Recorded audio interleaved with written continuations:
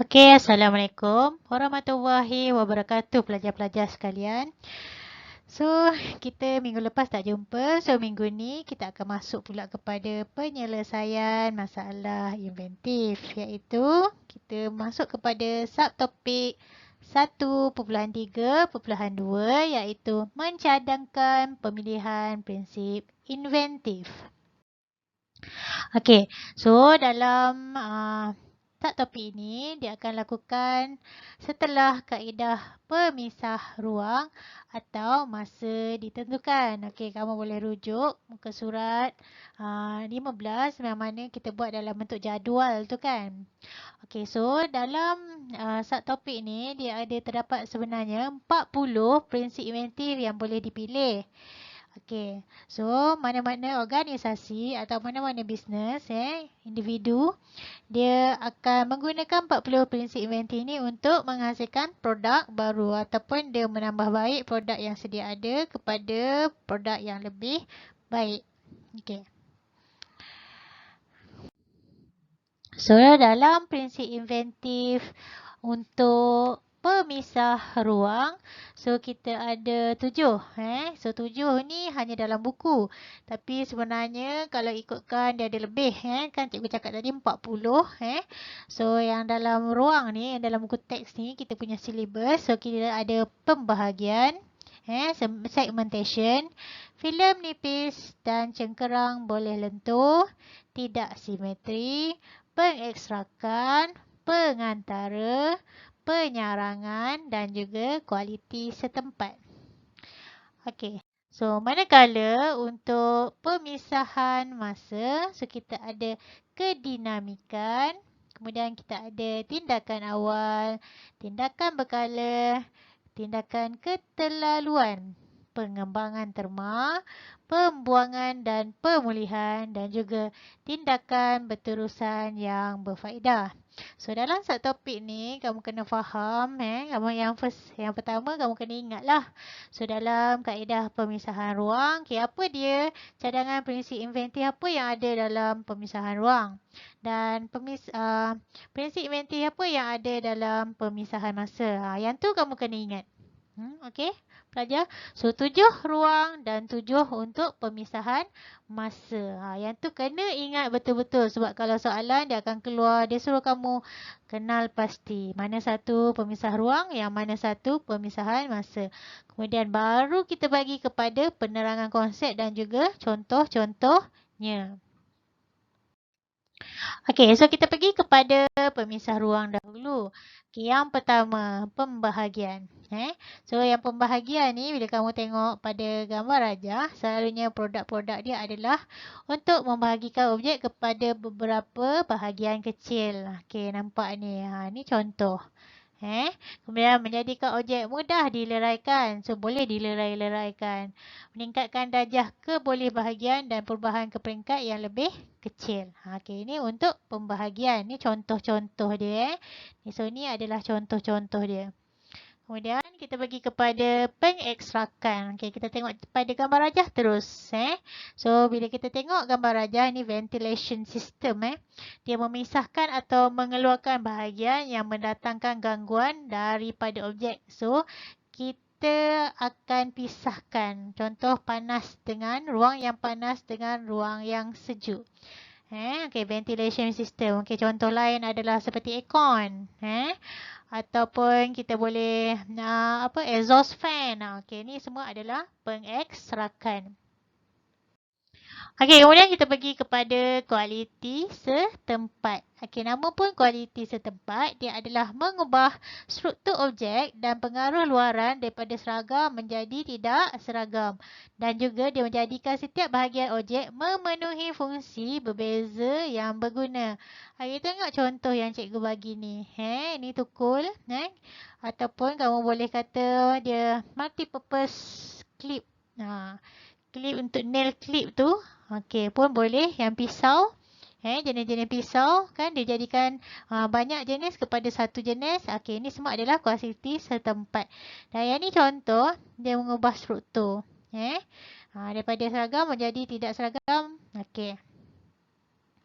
Seterusnya kita pergi kepada penyarangan atau nested doll. Ini konsep dia nested doll, kecil kepada besar-besar atau besar kepada kecil. Okey, selain daripada yang dalam gambar aja, ada juga kamu tahu measure apa? Sudu yang kita untuk measure buat kek tu kan. Itu pun boleh. Cawan-cawan IKEA tu daripada besar kepada kecil, itu pun boleh. Okey, apa lagi? Mangkuk besar kepada kecil. Okey, sebab dia kata penyarangan meletakkan atau memasukkan satu objek ke dalam objek yang sama tetapi berlainan saiz. Okey. Kemudian prinsip aktifnya lagi adalah yang kelima, prinsip nipis dan cengkerang boleh lentur. Okey, kalau dalam buku teks dia bagi contoh adalah tinted tinted untuk kereta tu. Sebab dia boleh lentur. Kita masuk, kita lekatkan dia. Okey. Dan kamu boleh letak juga spek mata yang jenis tinted tu yang dia bagi yang tu. Sebab kenapa? Sebab dia pemisah ruang. Okey, kemudian yang contoh dalam ni adalah pembalut buku. Okey. So, dia kata membalut, melapis atau membungkus objek menggunakan lapisan nipis, filem nipis dan cengkerang boleh lentur. Okey, seterusnya. Kita pergi kepada pengantara. Okey, pengantara. Okey, nama pun pengantara. Mengadakan bahagian baru antara dua objek. Menggunakan objek atau proses pengantara. Okey, kita tengok contoh. Ni oven So, kita pegang dengan menggunakan sarung oven So, dia apa? Dia bahagian baru antara dua objek. Okey, nampak tak? Sarung oven tu adalah bahagian baru antara dua objek. Dan mencantumkan dua objek secara sementara. So, kita boleh buka, kita boleh tutup. Selain daripada contoh ni, yang ada ni, okay, nampak ni. Kita bolehlah face shield. Sebab kita boleh buka, boleh tutup. Okay. Spek mata pun boleh dijadikan sebagai pengantara juga. Kemudian prinsip yang terakhir untuk ruang adalah tidak simetri. Iaitu dia mengubah bentuk satu objek daripada simetri menjadi tidak simetri. Okey, ini adalah contoh dia. Simetri kepada tidak simetri. Okey. Okey, kita masuk pula kepada pemisah masa. Okey, dalam pemisah masa yang pertama adalah kedinamikan. Nama pun kedinamikan. Iaitu memisahkan satu objek kepada bahagian objek yang boleh digerakkan. So, kamu tengok contoh ni. So, objek dan kita boleh pecahkan dia. Kemudian kita boleh cantumkan dia. Okey,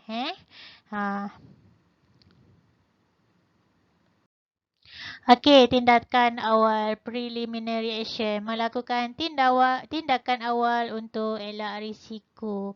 Okey, nampak. So, ni adalah nama dia apa? Beg udara tu Okey, selain daripada tu adalah seat belt. Kemudian apa lagi? Brake. Brake pun adalah sebagai tindakan awal. Contoh-contoh lain Okey, kita bagi kepada tindakan berkala. So, bila dia kata tindakan berkala ialah dia tidak selalu berlaku. Contoh ni gambar rajah ni. Dia kata dalam gambar rajah ni kamu nampak Okey, dia hanya berlaku kalau waktu gelap lampu menyala. Kalau waktu siang lampu dia akan padam. Dia lebih kepada menggunakan sistem solar ataupun kita letak dia punya timer ke. Okey, contoh lain adalah seperti apa? Okey, lift. Sebab kita bila sampai dia buka. Sebelum sampai dia tutup. Okey, itu adalah tindakan berkala juga.